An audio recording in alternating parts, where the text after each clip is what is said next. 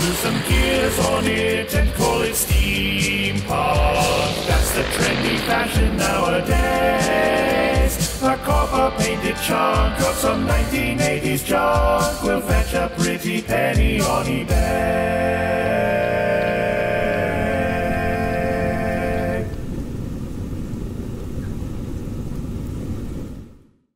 This show is all about our passion for creating, inspiring others, and figuring out creative ways for our passions to help other people. It's no longer a hobby, and it's more than a passion. It's a way of life. When we started just 8 years ago, it was all about having fun. Then, that fun grew into a bit of an obsession. We started building larger props, massive costumes, and even vehicles. We fell in love with steampunk and cosplay, and Hatton Cross Steampunk has become a worldwide presence. My name is Dave Lee. We are Hatton Cross Steampunk, and this is HCS Creates.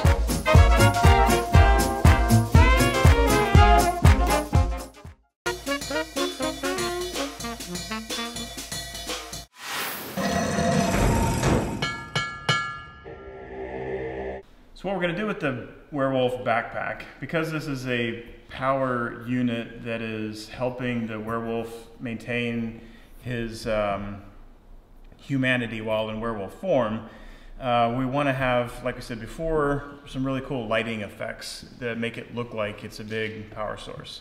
And so we've started to flesh out here.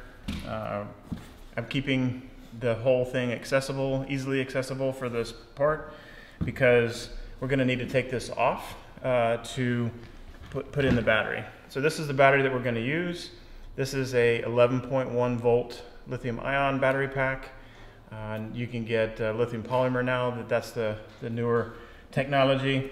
And I've made a base inside here that will help hold the battery pack in nice and tight. Because the last thing you want to have is, you know, your battery flopping around. Lithium ion batteries especially are volatile, and you don't want them breaking or you know, have problems. So what I've got for these pieces here, these are the blue light strips we're going to add. I've made some little brackets so that, because it's going to go to paint today, but when we're done with the painting, it's going to have to get installed here. So as I thread them down in and bring this onto the inside, because I don't want to have a bunch of wires and things, what I'm going to do is, as we thread this back up, I'm going to put the crinoline over it to kind of mask some of the electronic look, but because it is a transparent or translucent material, you'll still be able to see all of the light coming through and help mask it from looking too technology. So what we're going to do is, can you throw that one on the right side? Just right in here. What we're going to do is mock all of this up.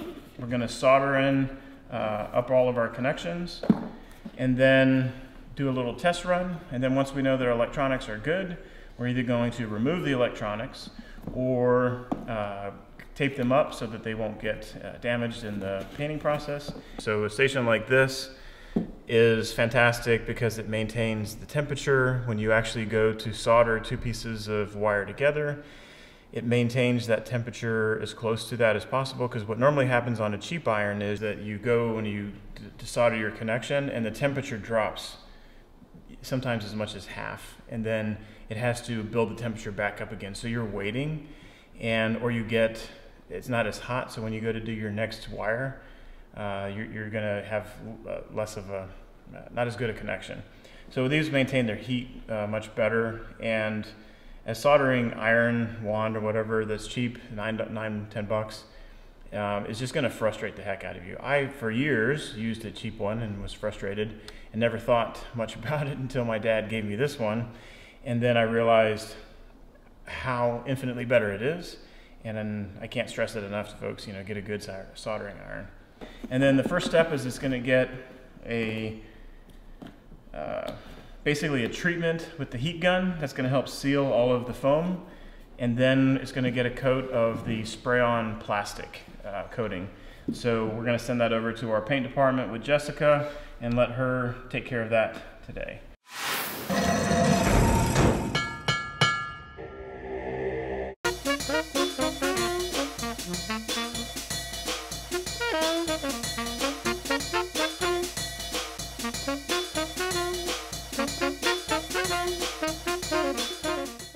So the other part about doing some of these electronics is that you want to have, you want to have your heat shrink, because, right types of heat shrink, because trying to solder wires together and then wrap it with electrical tape is not good. It will work, but if there's any kind of movement, those things can unravel the electrical tape. And since 9 times out of 10 you're soldering and cutting in the same spot, I mean, sometimes when I'm really concerned about it or neurotic, I will strip my red and black wires like this, so that even if the heat shrink moves, heats up, comes apart, these two can't touch. Because if these two touch, then you're closing the loop on the battery, and you will result in heat, fire, and even exploded batteries. The battery packs that I use have power control boards, so they won't, but still, be safe. So you want to use the proper type of size of heat shrink and not electrical tape. The other thing too is a lot of these costumes, especially when you're working with EVA foam, there's going to be a lot of heat. So this is exterior from our body, so it's not as susceptible, but you have to keep that in mind. If it's something that's going to be inside of a suit, then you're going to have heat, which is condensation and sweat, and you have to be really careful about how you do your wiring and power and electronics.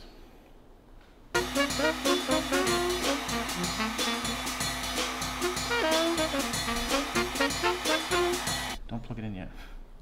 Plug in, it's good TV. Plug it in. Boom. Booyah. Okay. Police lights. All right, unplug it. What you can do too is we can put we can solder those together so they stay, and then when you go to solder them to the next wire, there's already solder on it. It'll be easier to do, but it'll keep them from popping off, and a lot of times.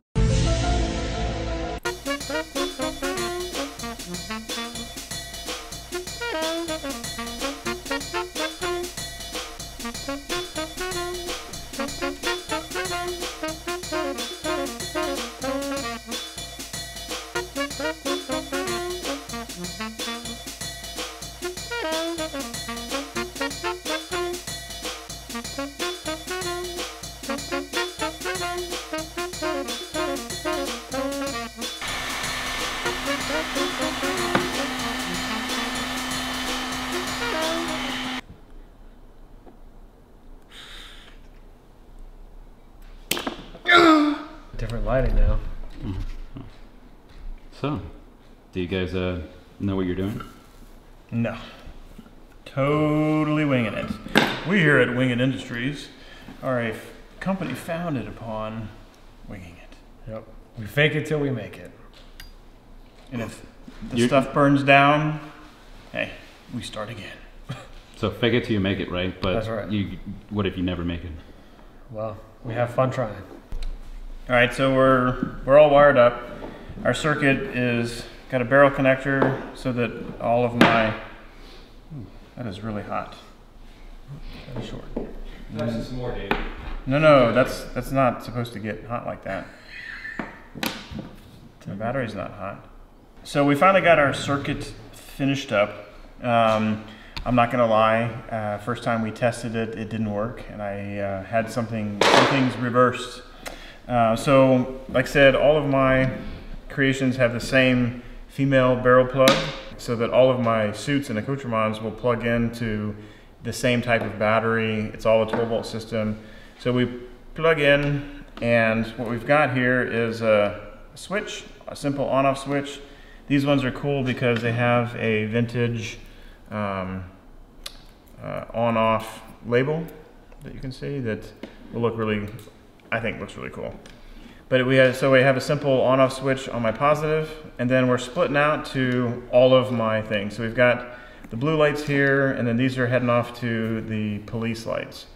And so, in theory, of course we've already tested this, flipping the switch, which will be on the side, so that the wearer of the backpack just has to reach up here and flip it on off, we'll get the lighting effect.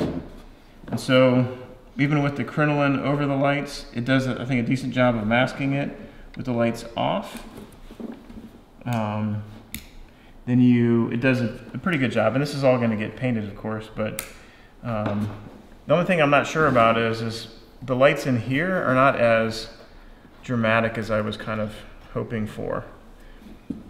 So what I may end up doing is taking a drill bit and drilling in holes in here, and then just feeding the LEDs out after it's all treated and painted, and then so you have a kind of like a dashboard look. So how are we going to mount this gas tank? Well, hey, how you doing? So, So this is our gas tank right here. Okay. We went with the 1 gallon size because it doesn't need to be quite bigger. But we're gonna put and mount this right here so that the gas cap is accessible and sticking right above it so that we can refill it as necessary.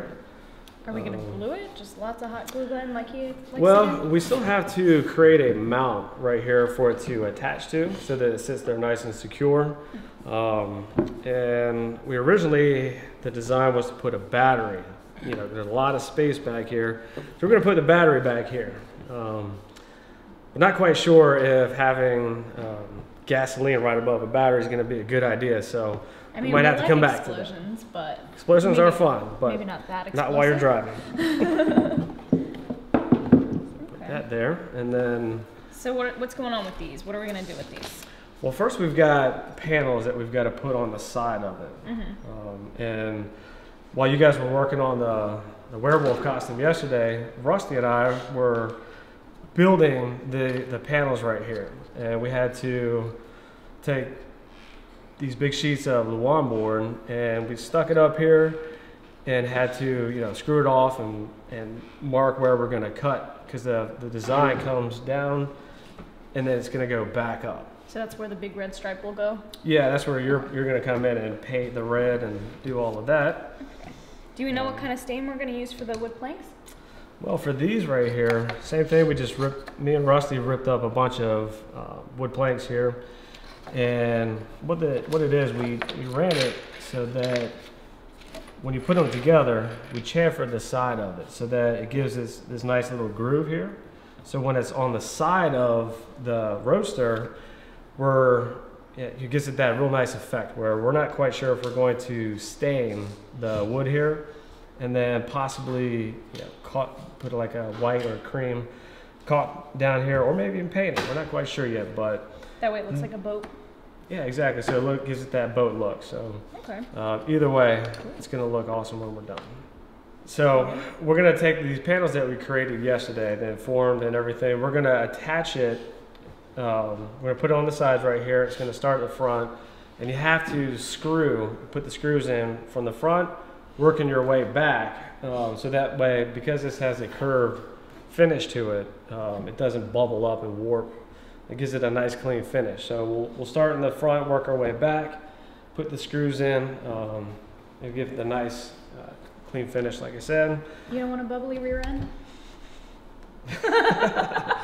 In some cases that's good, but not on our roadster. And then once the panels are on the side, then these will go on the side of it, completing the look. Another thing that I will get to do that will be super fun will be to sand the wheels by hand, which will be very, very fun. So once we have all the rust away, it'll just make it to where we can paint it red and give it a nice pop on the wheels. Once the paneling is on here, we'll have a red strip that comes all the way along the side and up here. It'll tie in with the rims and look really, really nice. And Joe, what do you want me to do with the back end? Well, what Rusty and I were thinking is that we're going to have, once we have the paneling up along the sides here, we're going to stain it in a reddish brown color, and then we're going to apply a polyurethane like coating to it to give it that nice shiny pop. And I think it is going to look really good at that point. Very nice. All right, so then once we get all that done, we're going to move on to the leather work. And so it's going to start back here. And we actually are going to have to custom build a seat. And we're actually going to get the colonel to come in here and finally do some work. And do the seat, and then he's gonna do all the leather work for it, and then the leather's gonna come down the sides. We haven't quite figured out the dashboard quite yet, but you know, the leather's gonna come up and tie everything in. David, let's get over here. We got a lot of work to do, brother.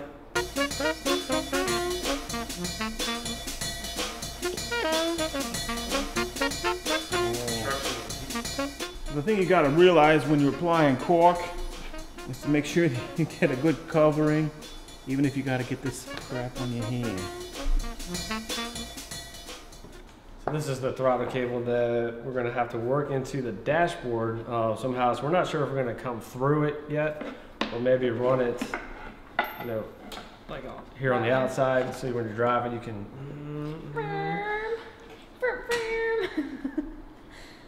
So.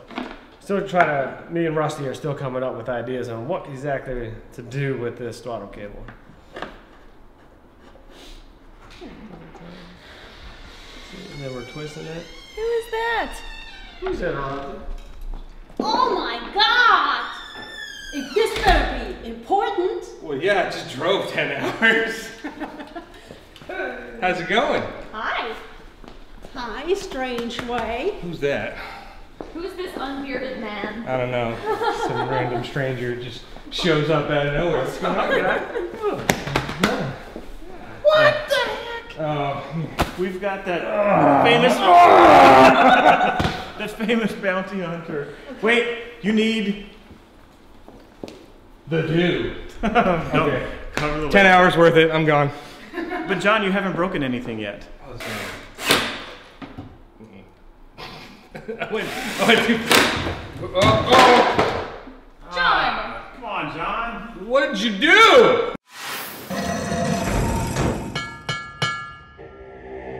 My name's John Strangeway. I'm just a cosplayer that I've known Dave for, 10 years? No, 7 years? 7 years. And I come out and help wherever I can. I promote. That's, I guess, my big angle is helping promotion. So yeah, that's what I can do for HCS. What is steampunk? I got into it because it just brought to life for me the beauty of the sci-fi genre in the late 1800s. And it just came to life in the convention scene, and it took on its own form when, you know, cosplay was kind of still growing, and it just allows you to become an individual because there were no set characters, there were no set designs. It was whatever your imagination led it to be and what you wanted to create in concept for your costume. It just evolved from there. It took on all the different mediums, whether it be music, literature, fun project videos, or whatever the DIY guys wanted to make, whatever the costumers wanted to make, and it just boomed over the past easily 10 years. It's spawned a whole bunch of new generation of makers, which I think is really cool, and it drove them to create YouTube videos, tutorials, all different types of blogs to help people pass on the knowledge of, you can do this yourself, which then in turn spawned a whole new slew of makers in the cosplay scene. They're like, wow, we can use these different materials. We have the tools and education now. It's readily available to us. So I think that's the tie-in where steampunk has kind of also, altered a bit. It's not just about Victorian sci-fi. It's adapted and grown into other communities.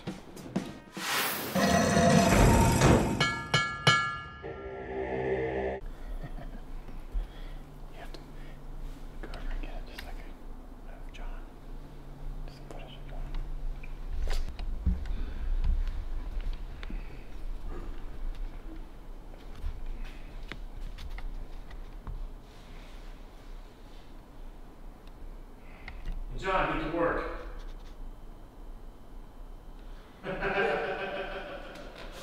Yeah, so now we know that the electronics work, and we're going to wrap this up and send it off to Jessica over in the paint shop. Okay.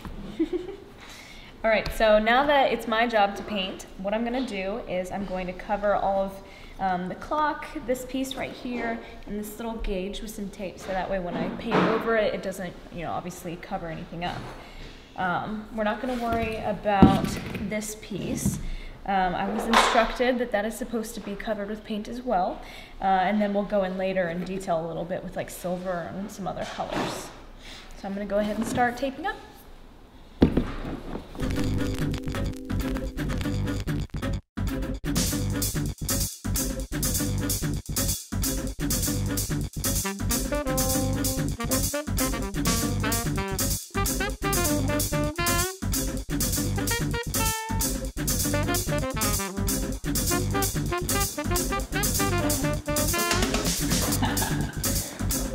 There aren't even stairs there. How did he do Wow!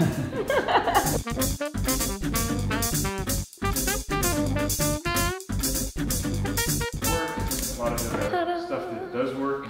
Now that I'm finished taping, we're going to take it over to the paint shop, and it'll get about 4 to 5 coats of liquid plastic. 45? 4 to 5.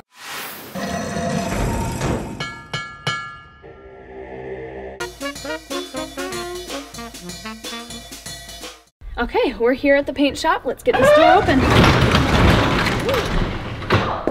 Okay, well, it looks like before I can start painting, I gotta move this stock car out of the way. One of the nice things about our sponsor and partner, ComServe Wireless, is that we get to play with their cool toys. John, Father. Not even supposed to be here today. Let me know if I'm clearing the sides fine. I'm good on my side. Oh, I'm getting excited just touching this. Holy cow. Might break it. Alright.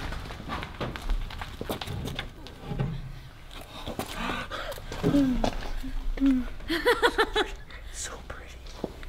This is pretty. Okay, so to get a nice even coat, I'm just gonna sweep the paint back and forth a little bit. And since I forgot my mask at home, I'm just gonna do one of these numbers, so that way I sound funny. All right, let's get started.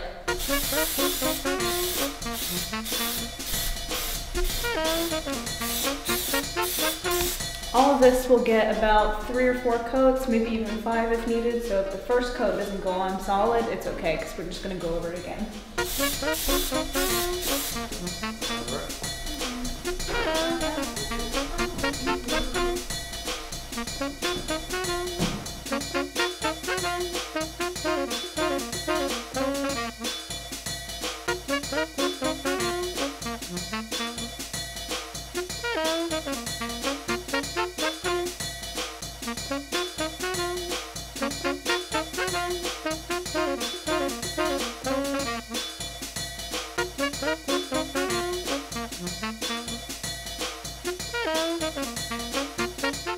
All right, so, and then here is the lid that's gonna complete the look back here. So how are we going to make the gas cap accessible? Excellent question. So as I stated before, the gas cap has to be accessible, so that way we can refuel as necessary. So what we're gonna do is we're gonna take this lid right here, and we're gonna cut out a notch right here, so that it can slide in over that, and the gas cap will sit right here. And then you can put that down also. And then once it's on, we're gonna cut a hole, so that we'll have this steel frame that's gonna come up and out, and it's gonna have the dual Gatling cannons mounted on top of it. This will provide the support. And to give you a perspective of the size, so that we have a whole box of these rings. They're from a certain restaurant chain that we shall not name, but our good friend and member of HCS down in Georgia, Matt Deloach, provided these. And so this is going to have 3 rings, 2 in the back and 1 in the front. And these are really basically spacers. The barrels of the guns will go through here, and then we'll have a cap here with bearings so that they can spin. So about, depending on how high, since I'm the tallest one, it is to clear my head, we'll have these Gatling guns up left and right, and it'll be probably stationary, but I'm going to work on a button that will push to spin the Gatling guns so that we'll have some really cool visual effect. We like big guns and we cannot lie.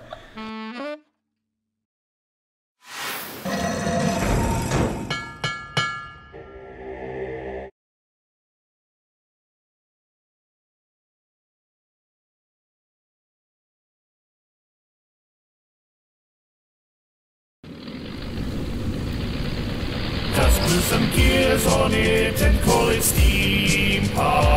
That's the trendy fashion nowadays. A copper-painted chunk of some 1980s junk will fetch a pretty penny on eBay.